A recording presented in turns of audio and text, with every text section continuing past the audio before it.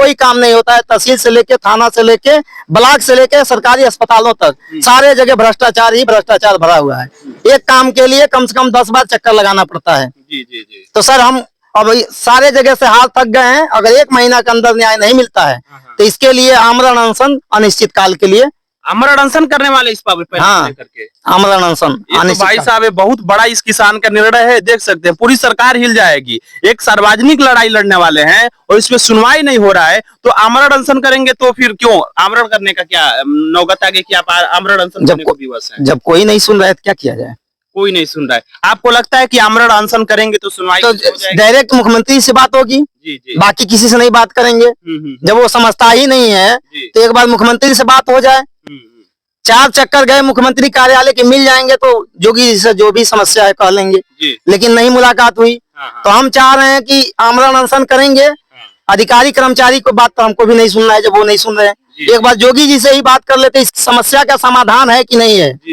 अभी हम मौजूद हैं कुशीनगर जिले के ग्राम सभा बड़हरा में एक नहर के पास। सरकारें लाखों करोड़ों अरबों रुपए इन्वेस्ट कर रही है कि नहर को साफ करवाया जाए और इसमें पानी आएगा। और जब पानी आएगा तो जो स्थानीय किसान हैं उनको लाभ होगा, अपने खेतों को पानी से सींचेंगे, अच्छे फसलों का पैदावार होगा।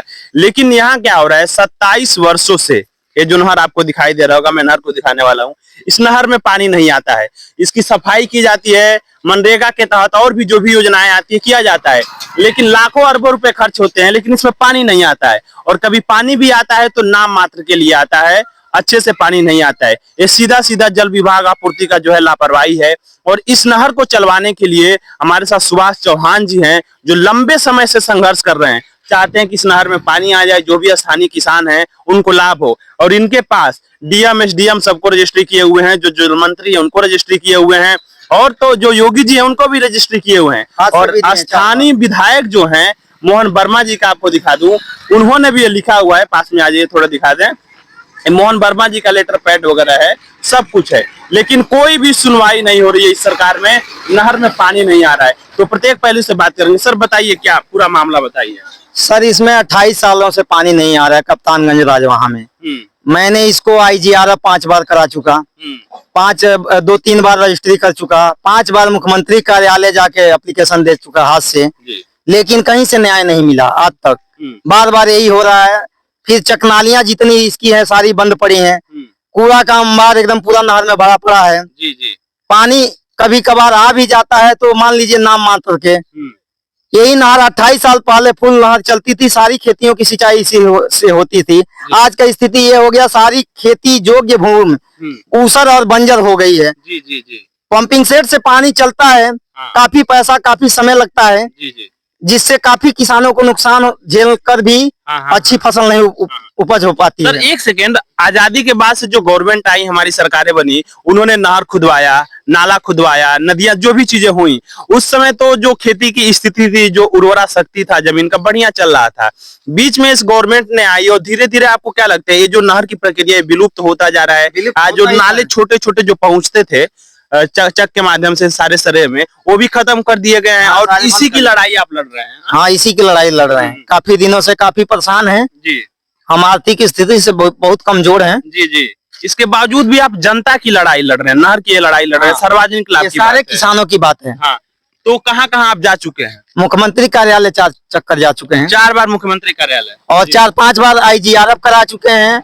मोबाइल से भी किए हैं जी जी, रजिस्ट्री भी किए हैं। 2 बार नहर विभाग के अधिकारी मिले, लेकिन कोई न्याय नहीं मिला आज तक। कभी इसमें नहर में फुल पानी नहीं आया, न चकनाली बनी पक्की आज तक। बस बन जाएगा, हो जाएगा, ग्राम सभा में ट्रांसफर कर दिया गया। 2013 से लिखित मिला हमको। उसके बाद हमने खंड विकास अधिकारी को अपने हाथ से लिखित एप्लीकेशन दिए। 3-4 चक्कर जा चुके खंड विकास अधिकारी के पास, तो बोल रहे हैं बजट नहीं है, हम पक्की निर्माण नहीं करा पाएंगे। तो सर हम कहाँ पे जाएं कि जिससे न्याय मिले? पक्की नाली बन जाए और ये नहर में हमेशा के लिए पानी जैसे नियमानुसार चलता है चलता रहे, जिससे काफी किसानों को लाभ मिल सके, खेती की सिंचाई हो सके। इस संबंध में आप जो स्थानीय विधायक उनसे भी बात किया, जो चेयरमैन है आपने दिखाया कि उनसे भी मिले, तो ये लोग क्या कहते हैं? ये लोग लिखित दिए हैं अभियंता के नाम से, खंड अधिशासी अभियंता सिंचाई खंड 2 देवरिया के नाम से लेटर दिए हैं। ये लोग सिर्फ लेटर देते लेकिन कार्रवाई नहीं हो रही नहीं, कार्रवाई नहीं हो रही। एप्लीकेशन में मोहर लगता है, दिया बस। जाता है और बात को हटा। अधिकारी सुनता ही नहीं है, कर्मचारी अधिकारी नीचे से लेके ऊपर तक अधिकारी। क्या लगता है, सरकार की गलती है, अधिकारियों की गलती नहीं, है? कौन अधिकारी है? कर्मचारी इसके जिम्मेदार हैं। हाँ, अधिकारी। सरकार तो पैसा दे रही है, जी, जी। गरीब जनता का जो सेल टैक्स, इनकम टैक्स आ रहा है, उसी से सैलरी दिया जा रहा है। गवर्नमेंट सारे अधिकारी कर्मचारियों को दे रहे हैं, जिससे गरीब जनता का समय से काम हो सके। लेकिन कोई काम नहीं होता है। तहसील से लेके, थाना से लेके, ब्लॉक से लेके सरकारी अस्पतालों तक सारे जगह भ्रष्टाचार ही भ्रष्टाचार भरा हुआ है। एक काम के लिए कम से कम 10 बार चक्कर लगाना पड़ता है। जी जी जी। तो सर, हम अब सारे जगह से हार थक गए हैं। अगर 1 महीना के अंदर न्याय नहीं मिलता है तो इसके लिए आमरण अनशन अनिश्चित काल के लिए आमरण अनशन करने वाले इस पर हाँ, करके आमरण अनशन। तो भाई साहब, ये बहुत बड़ा इस किसान का निर्णय है। देख सकते हैं पूरी सरकार हिल जाएगी। एक सार्वजनिक लड़ाई लड़ने वाले हैं और इसमें सुनवाई नहीं हो रहा है, तो आमरण अनशन करेंगे तो फिर क्यों आमरण करने का क्या नौबत आ गई कि आप आमरण अनशन करने को विवश हैं? जब कोई नहीं सुन रहा है तो क्या किया जाए? कोई नहीं सुन रहा है। आपको लगता है कि आमरण अनशन करेंगे तो सुनवाई तो डायरेक्ट मुख्यमंत्री से बात होगी, जी जी, बाकी किसी से नहीं बात करेंगे। जब वो समझता ही नहीं है तो एक बार मुख्यमंत्री से बात हो जाए। 4 चक्कर गए मुख्यमंत्री कार्यालय के, मिल जाएंगे तो जोगी जी से जो भी समस्या है कह लेंगे, लेकिन नहीं मुलाकात हुई। तो हम चाह रहे हैं कि आमरण अनशन करेंगे। अधिकारी कर्मचारी को बात तो हमको भी नहीं सुनना है। जब वो नहीं सुन रहे हैं, एक बार जोगी जी से ही बात कर लेते, इस समस्या का समाधान है कि नहीं है। जी जी, बिल्कुल बिल्कुल। तो जो आमरण अनशन की प्रक्रिया है, वो प्रक्रिया आपको मालूम है? हाँ, सारी प्रक्रिया मालूम है। तो आप बैठने वाले हैं? हाँ, बैठ जाएंगे। ये देखिए भाई, ऐसे नायक हैं जो देश समाज के लिए लड़ने को विवश हैं और आमरण अनशन करने को विवश। आइए, एक चीज और मैं आपको दिखाने वाला हूँ। ये नहर के हिस्से को आपको दिखा दूं। आप देख सकते हैं, ये जो नहर है, यहाँ कूड़े कचड़े फेंके गए हैं। इस नहर को गांव में तमाम अपशिष्ट पदार्थ केंद्र बन रहा है। ये गांव का जो कूड़ा कचरा आपको दिखाई, इधर आइए, सामने में दिखाने वाला हूँ। नहर में घुस के ही मैं दिखाने वाला हूँ कि इस गांव का जो कूड़ा कचरा है, जो अपशिष्ट पदार्थ है, देखिए नहरों में फेंका गया है। नहर की जो स्थिति है, इसको इतना खराब कर दिया गया है। ये ग्राम प्रधान की असफलता ही मानी जाएगी कि जिस कूड़े कचरे को अपशिष्ट पदार्थ भवन में भेजना चाहिए था, आ जाइए अंदर आ जाइए, उसको नहर में, यही वो नहर है भाई साहब। देखिए, इसी नहर में पानी आने की लड़ाई को लेकर के सुभाष जी लड़ाई लड़ रहे हैं लंबे समय से। इनके पास देख रहे कितने फोटोकॉपियां हैं, कितने रजिस्ट्री हैं, लेकिन गवर्नमेंट इनकी सुनवाई नहीं कर रही है। इनके बातों पे ध्यान नहीं दिया जा रहा है। और आज स्थिति ये है कि इस नहर को लेकर के आमरण अनशन करने वाले हैं। अगर इनको कुछ भी होता है, शारीरिक रूप से कोई भी चीज इनको डिस्टरबेंस होता है, तो पूरा जिम्मेदारी शासन प्रशासन की होगी। तो सर, ये आमरण अनशन करेंगे। और ये जो नहर है, कितने किसान लगभग लाभान्वित होते हैं इस नहर में जब पानी आता है? अरे, इस कप्तानगंज राजवाहा में जितने, मान लीजिए, दोनों तरफ किसान की खेती है, इसी से सारी खेतियां होती थी। आज स्थिति ये है, बोरिंग चलाने के बाद भी खेत में नमी नहीं बनी रहती है। जल स्तर बिल्कुल गिरता जा रहा है। वाटर लेवल इसका बहुत नीचे चला गया है जी। सारी खेती योग्य जो भी भूमि है, वो ऊसर और बंजर टाइप की हो गई है। हम लोग काफी पानी चला चला के थक जाते हैं, लेकिन अच्छी फसल नहीं काट पाते हैं। जी। आपको ये उम्मीद है कि जब इसमें पानी आने लगेगा तो वाटर लेवल सही हो जाएगी या सारे खेतों में पानी जा सकती है इससे। जी। पहले जितनी चकनालियां थी, 1-1, 2-2 किलोमीटर की सारी चकनालियों से पानी जाता था खेती में। आज वो बन जाए, सारी पुरानी चकनालियों को चालू कर दिया जाए, पक्की निर्माण करा दिया जाए, और इसमें जो भी नहर का रूल सिस्टम है सरकार का, उस हिसाब से पानी दिया जाए, तो सारी खेती योग्य भूमि हो जाएगी, या सिंचाई होगी तो अच्छी फसल होगी। तो जब फसल अच्छी होगी तो किसान खुशहाल होगा। लेकिन नहर में पानी न आने के कारण काफी किसानों में गुस्सा हुआ, आक्रोश है, काफी परेशान है। कर्ज तले दबते जा रहे हैं किसान।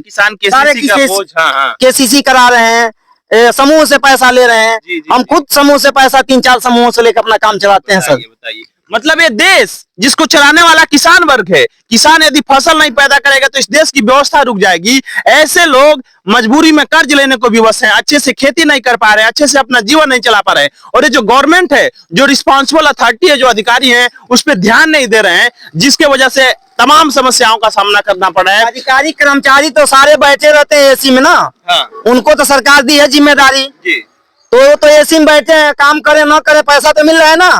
गवर्नमेंट तो दे रही है ना, जनता का पैसा तो दे रही है गवर्नमेंट कि भाई आप बढ़िया से काम करिए, विकास का काम करिए, कोई भी गरीब जनता परेशान न रहे। लेकिन एक भी अधिकारी कर्मचारी एसी से निकलकर कभी मौखिक जांच किए हैं? कभी नहीं किए हैं। जनता के पक्ष के कोई कामें नहीं करते हैं। दलालों की बात सुनी जाती है, जो परेशान है, पीड़ित है, उसकी बातें नहीं सुनी जाती है। ये भाई साहब ये झूठा आरोप नहीं है, बिल्कुल ये अनुभव है, पीड़ा है। एक किसान की, सुभाष चौहान जैसे किसान की एक दर्दनाक पीड़ा है कि भारत जैसे 21वीं सदी के भारत का तस्वीर है कि जहां लोग बिल्कुल पीड़ित हैं। अधिकारियों के ऊपर ब्लेम नहीं लगाया जा रहा है, हकीकत है कि ऐसा अधिकारी रिस्पांसिबल अधिकारी कर रहे हैं जिसके वजह से लोग जूझ रहे हैं। देख सकते हैं ये वो जगह है, ये वो नहर है, क्या बताएं, चलने की स्थिति नहीं है। गांव के तमाम जनता आई हुई है और पानी नहीं आ रहा है। अब नहरों को धीरे धीरे भर भी दिया जाएगा, जिसकी वजह से जब सारे नहर वगैरह भर जाएंगे तो भी दिक्कतों का सामना होगा। और गवर्नमेंट चाह रही है कि किसानों का आय बढ़े, इनकम बढ़े, किसान आगे बढ़े, लेकिन रिस्पॉन्सिबल अधिकारी ध्यान नहीं दे। हमारे साथ मौजूद हैं एक और किसान बड़ारा ग्राम सभा करके, जिनका यहीं पे जमीन है, आपको दिखाई दे रहा होगा, बिल्कुल नहर से सटे हुए इनकी ये खेती है। आप खेती को देख रहे होंगे और इस खेती में अभी अगर इस नहर में आप देख सकते हैं, नहर से अगर पानी आ जाए तो नहर से अगर पानी आता है तो इसमें पानी चला जाएगा, खेती की सिंचाई बेहतर रूप से हो सकती है। लेकिन नहर में पानी नहीं आने की वजह से कितनी दिक्कतों का सामना करना पड़ रहा है, इस किसान से बात करेंगे। बताइए, ये आपका खेती है बगल में, अभी आप बीज वगैरह गिराए हुए हैं, पानी नहीं आने की वजह से क्या क्या दिक्कत हो रहा है? बहुत दिक्कत है भाई। जब धाने गेहूं नहीं होगा तो हम लोग क्या कर सकते हैं? हमारे धाने गेहूं खाएंगे। हाँ हाँ हाँ हाँ। जब धान गेहूं रहबे नहीं करे क्या खाएंगे? कितना मजदूरी करेंगे? आप ही खेत में जाएंगे, कितना मजदूरी करेंगे? जी जी जी। तो पानी अभी आ नहीं रहा है तो आप लोग पंप सेट वगैरह चलाते होंगे? नहीं चलाते, का बोर है देखिए। तो लगभग कितने तक का जो साल भर का जो व्यय होता है, डीजल वगैरह आप लगाते हैं खेती करने, धान गेहूं की पैदावार करने के लिए, जो पानी नहर से आ सकता था उसको आप लोग पंप सेट चला के निकालते हैं, तो लगभग कितने पैसे व्यय हो जाते हैं डीजल वगैरह? अरे इतनी बार 250 रुपए घंटा चल रहा है। 250 रुपए घंटा? 250, 1 घंटा का 250 रुपए। तो ये जो खेत है, कितना खेत है आपका? ये तो है 5 कट्ठा। 5 कट्ठा। तो कितने घंटा का पानी इसमें लगभग? 1-1.5 घंटा लगता है। वहाँ 2 घंटा 2.5 घंटा का पानी लगता है बगल में। हाँ हाँ। तो लगभग 4-5 घंटे लग जाते हैं सारे खेतों में। तो आपके और जो भी 1500 रुपए आपका एक बार में व्यय होता है, फिर से पानी चलाते हैं, फिर से 1500 व्यय होता है, मतलब सालाना लगभग कितने रुपए आपके खर्च हो जाते हैं? अब इसी हिसाब से जोड़ लीजिए, साल का फसल जो प्राते हैं उसी हिसाब से जोड़ लीजिए, 3 बार पानी चलाना पड़ता है। मतलब सालाना है, हजारों रुपए इनके नुकसान हो रहे हैं पानी नहीं आने की वजह से। और जब धरती से पानी निकालते हैं तो उतना पानी आ पाता है पंप सेट वगैरह? नहीं आ पाता है, नहीं आता है, उससे भी दिक्कतों का सामना करना पड़ रहा है। तो ये तस्वीर है, ये किसानों की पीड़ा है, ये 21वीं सदी के भारत के उत्तर प्रदेश की पीड़ा है, जहां 27 साल से नहर में पानी नहीं आ रहा है, थोड़ा थोड़ा पानी आ रहा है, और जो किसान वर्ग है वो बेचारा पंप सेट से अपना पानी चलाता है, उसको कोई लाभ नहीं मिल रहा है। और एक किसान ऐसे भी हमारे पास सुभाष जी, जो इसकी लड़ाई लड़ रहे हैं। सरकारें कहती है कि हम किसानों के हितैषी हैं, हम किसानों को सारी सुविधाएं देंगे, लेकिन ये लड़ाई लड़ रहे हैं, इनकी कहीं सुनवाई नहीं हो रही है। डीएम, एसडीएम, दरोगा, मुख्यमंत्री सब तक जा चुके हैं, लेकिन कोई सुनवाई नहीं हो रही है। सिर्फ कहने भर का है कि चीजें हो रही हैं, लेकिन नहीं हो रही है। अधिकारी लोग ध्यान नहीं दे रहे हैं, जिसकी वजह से इनको दिक्कतों का सामना करना पड़ा है। अंतिम शब्दों में फाइनल जो आपका पीड़ा है, जो सारी चीजें हैं, क्या कहना चाह रहे हैं? अब यही नहीं, मान लीजिए न्याय नहीं मिलेगा। 28 साल तो हो गया नहर में पानी नहीं आ रहा है जी। 2023 से हम दौड़ रहे हैं, आईजीआरएफ से लेकर मुख्यमंत्री कार्यालय तक जा चुके हैं, कभी जोगी जी से मुलाकात नहीं हुआ, माननीय मुख्यमंत्री जी से। तो मैं यही आग्रह करूंगा माननीय मुख्यमंत्री जी से कि हमारी जो भी दुख दर्द है उसको तत्काल हल किया जाए। नहर में पानी जो शेड्यूल है नहर के हिसाब से चलाया जाए और सारे चकनालियों को चालू किया जाए। अगर नहीं होता है तो इसके लिए आमरण अनशन अनिश्चित काल के लिए करने के लिए हम बाध्य होंगे सारे किसानों। जी जी जी। तो ये भाई साहब इनका अंतिम स्टेटमेंट यही है कि अगर इनकी सुनवाई नहीं हो गई यथाशीघ्र तो ये आमरण अनशन करेंगे, और उसके बाद से जो भी रिस्पांसिबल लोग होंगे वो जिम्मेदार होंगे। कुशीनगर की आवाज से शिव कुमार।